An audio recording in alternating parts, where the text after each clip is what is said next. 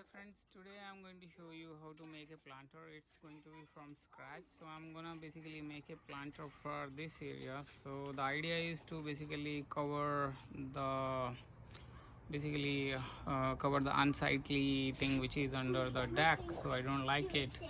Moreover, this space is not really used much, so I can grow some vegetables or flowers basically in this area. And this is going to be a box planter which is above the ground, but it's not going to be too much above the ground. It is going to be just slightly above the ground. The planter which I'm going to do is going to basically follow this design which I had done a couple of years back. So you can see this was done from the pine board, the raw pine board, nothing treated. It was not a treated board, it was just a raw pine board, and it was 3/4 inch thick. So you can see over here, and it's basically 1 foot high and 1 foot wide, and I believe 4 foot long. So I made 3 of these basically a couple of years back, and I painted these at that time, but I did not paint inside. The paint is only on the outside.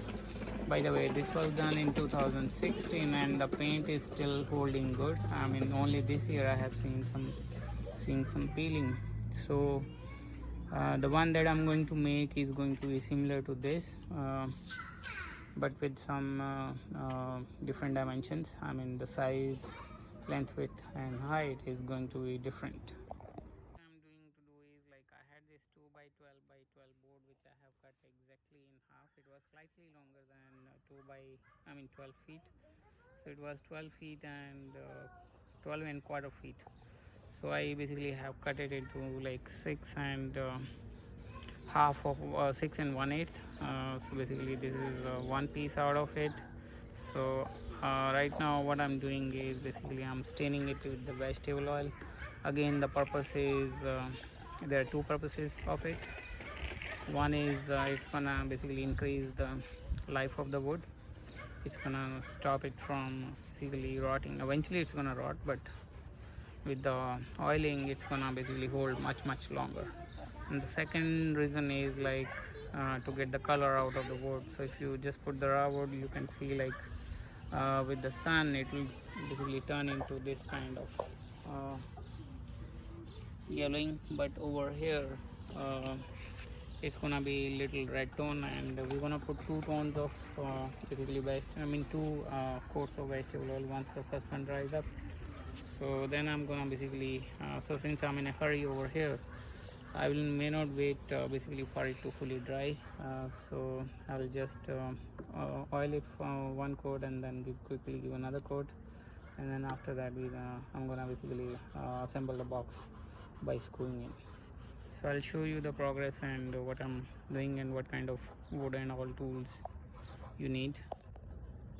Okay guys, here I'm basically screwing this 2 by 6 board to basically this is going to the base of the planter. So I'll show you again. These are basically two pieces which I have joined over here, how I joined, and this is 2 by 12 and this is 2 by 6.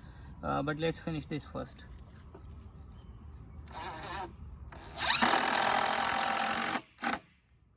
So here you have to make sure that these ends basically are as flush as possible, and even the base, so that this wood does not extend outside of the base or above the base.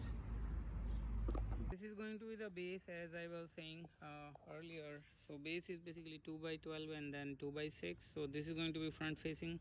So front facing I want to use only 2 by 6 so that I can basically give a nice look, as you can see over here, something like that.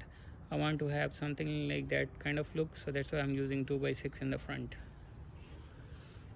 So again, this is like scrap wood. I mean, these pieces 2 by 4, they were untreated, so you can basically use this to combine the two pieces of wood together to make the base. So here the screws which I'm using, they are basically 2.5 inches screws. Again, these are deck screws, pretty good from the Deckmate. And in one of my earlier video I showed you the tools which basically you need to make basically the planters, above the ground planters. So this is, by the way, just going to be on the patio, as I said earlier. So here I have joined the 2 by 12, as you can see on the back side. So the front is still 2 by 6. So I'm gonna put another 2x6, but before that what I'm going to do is I'm gonna basically put in the sides. The side is basically going to be this wide from here to here, or the other option you can do is like from here to here. So but I'm gonna do basically this to this rather than this to this. Again, it's a these sides are going to be covered, meaning like they are not going to be visible when where I'm putting the planter. But if you don't like this style, you can basically go from here to here. That way you can basically you will not see all these cuts over here, but still there will be, I mean, then on the side you will be basically seeing the wood from here and the seam, and then on the other side. So again, this is just a matter of personal preference. So in this case I'm not going to use 4x4 legs. I'm going to use very thin legs, because in one of the video where I showed to build the fences, to build the planters along the fence, I used the legs of 4x4 because I had to first build the boxes and then move the boxes, and then dug some little bit dirt around under the legs to make them level and also in the straight line. So that's why I use sturdy legs over there. But this one is just going to be one planter, and this is not going to be joined with any other things. So that's why I'm gonna use I'm basically saving some money over here. Now instead of using 4x4, I'm just gonna use this wood, which is, I believe, was earlier for $2 from Home Depot. So this is I believe 1x1, and it comes in 8 foot length. So this is again untreated, and it's from my previous project, so I'm just gonna use this. So here I have cut the two sides. One side is here and the another one is over here, which is currently being oiled. But again, these two sides will go over here, and I will show you guys once it is basically joined on this side.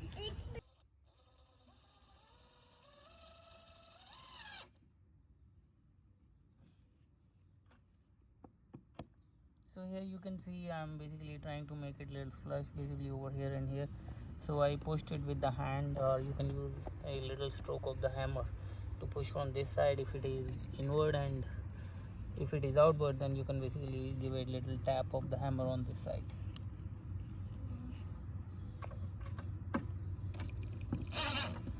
So put your weight on basically this wood so that this gap is minimal. It's basically touching the base as much as it could, and it's tight.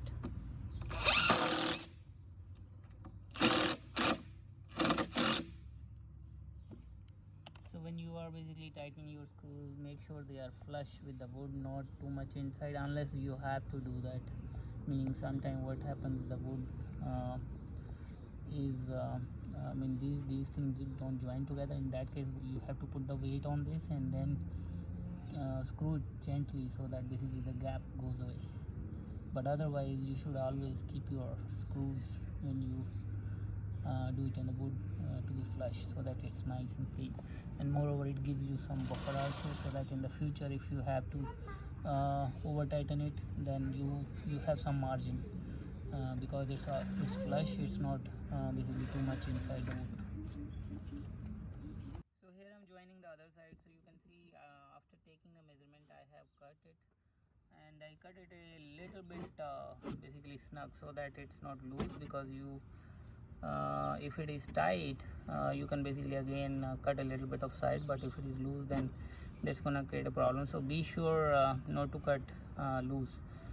Keep it a little snug as the way over here. So here I'm basically pushing it down first, so it's touching the base. Now what I'm going to do is basically I'm going to, using the hammer, I'm going to basically make it flush outside. So you can see like here I'm giving a little tap, so this thing is flush, basically this and this. So same way, if you see over here, this is basically out this side. So again give a little tap, again little tap, and there is another trick also to basically check if it is flush or not.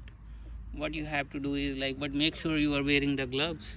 So you put the gloves and then you basically touch it with your finger and then see if basically there is any unevenness, like if the movement of the finger is basically even from when it goes from the surface of this wood to the this wood or to this wood. So I'm gonna give it another little bit of tap. So now it is perfect. So here I have another 2 by 6 by 12 feet. So you can see that basically it's not oiled yet. It's not stained with oil, vegetable oil. Again, I'm using economical way. So I'm gonna cut it into basically almost half, and then the two pieces of it will basically go over here on the front. And of course this is gonna be little low, and I will be adding another piece over here. And the same way I will have another piece from 2 by 6 by 12 from here, which will go over here. So I'll share I'll basically make another video as I'm basically putting these together. So again I'm joining another side over here. So you can see this is another 2 by 6 which I have just cut, and currently I have just put it on the top of the planter, and I have turned my planter upside, on the sideways, so that I can put it easily.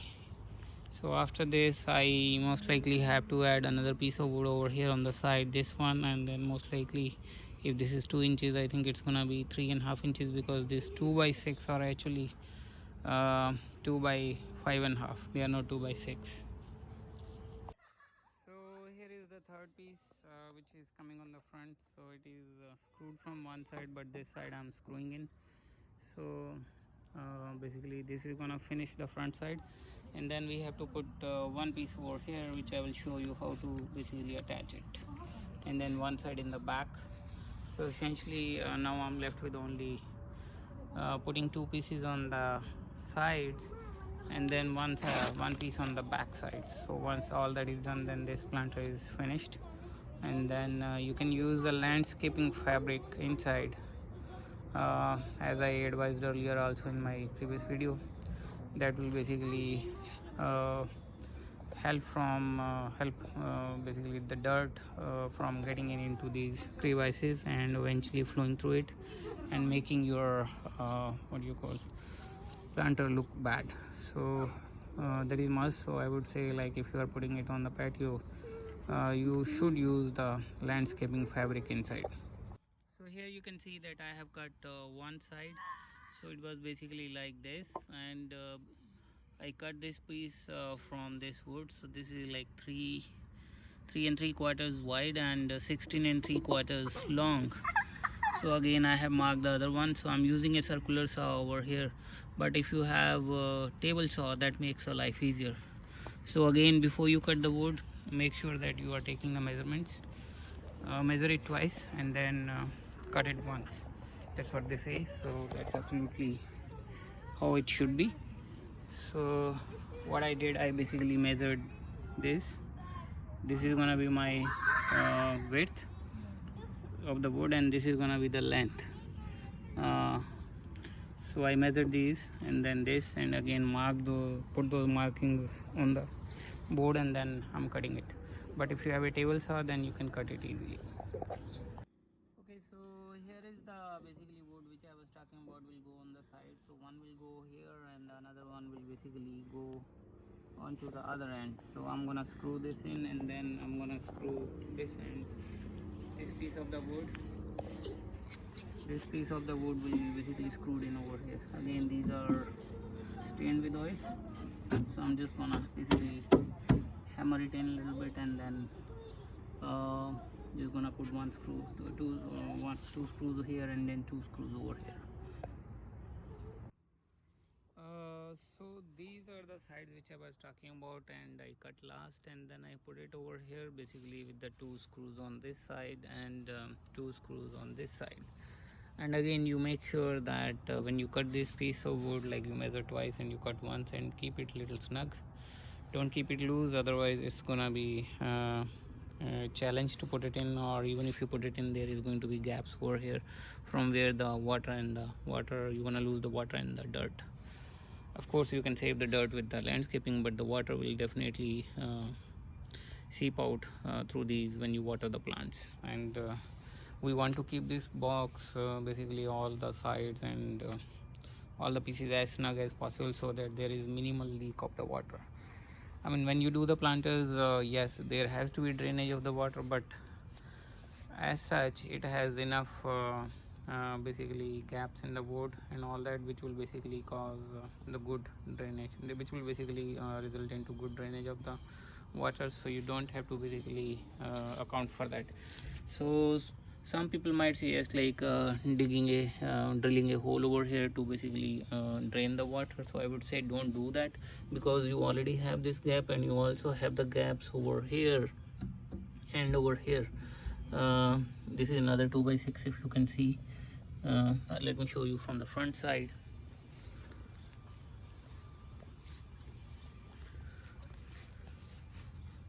So here is one gap and then here is another gap, so water is going to seep out basically from here, so you don't have to drill any holes in the bottom of this planter for the drainage. And of course the water is also gonna seep out from here and here, but if you drill the holes, that is gonna result water draining too fast, and you have to basically water your plants more often, which is again extra overhead, meaning extra work for you, and at the same time not efficient use of water. And we definitely, considering the current situations all around the world, so we want to conserve water, meaning use it efficiently than wasting it. So I mean, in hurry I did not basically oil stain this wood with the oil, but I will do it now. Of course I cannot do the downside of it now, but it's good to stain, I mean, with the vegetable oil all the pieces, to increase the life of the wood. So once I move this planter to its intended place, I will make another video of that, and I will join all these videos into one video. So initially I was thinking of putting in these kind of supports over here, but I think it's pretty sturdy, meaning like cut this short. Let me show you a shorter piece. So you basically put it over here and then you screw, like put two screws from both the two sides. So I don't think I have to do it. This is pretty sturdy, but one thing which I want to do is, like, this wood is as of now in a vertical plane, meaning they are almost in the same plane, but eventually they might wrap inward or outward. So it's good to have a supporting basically piece of wood, ideally 2x4, but if you don't have 2x4 you can also use this, and then put in 3 screws over here and make it a little tight, so that basically these 3 stay in shape. As you can see, I have placed the planter in the final position, so this is where I intended to basically put it. And I took some help, and these are really heavy, so make sure that you get some help from family or friends. And these are the wooden blocks, actually some of the waste wood wooden blocks from 2x4s and all that, which is 1.5 inch. I have given it, I have put like in 3 places under the planter. So over here, if you can see, like here you can see the center one, and then there is one on this end, and then there is one on this end. So again, this is personal preference. If you want to do it, you can do it. If not, then, but I prefer, so that the pavers they stay basically clean. Only at point of contact they will be dirty. And another thing is, since the wood is going to have less contact with the pavers, so which means that there will be air circulation, and it's gonna help in drying of the wood. I mean, there won't be any stagnant water, which will speed up the rotting process. So eventually, as I said earlier, eventually there is going to be rot of the wood. You cannot avoid that, but this is just to delay that process, and basically prolong the life of the planter. So I'm gonna now put in the dirt in this. By dirt I mean the soil. So I'm gonna put some soil, and then put some plants, vegetables for this year for now, and later on it may be a mix of both perennials and vegetables. So here is my planter now. So I have planted some of the eggplants in this. So you can see I have used the landscaping fabric, and basically it covers the place where I didn't want to see below the deck. And you can see, as I told earlier, that I have used some wooden blocks, basically with the scrap wood blocks from 2x4 from my some last projects, to basically place it in 3 places so that the planter is little above the patio floor, and that will basically increase the air circulation and also help in keeping the bottom part of the wood dry, which will which is going to prolong the life of the wood rather than basically otherwise it will rot earlier. I mean, even in this case it will rot, but it will be it will buy me much more time. It will be many years before it rots. So thanks for watching, and if you like, please subscribe to my channel.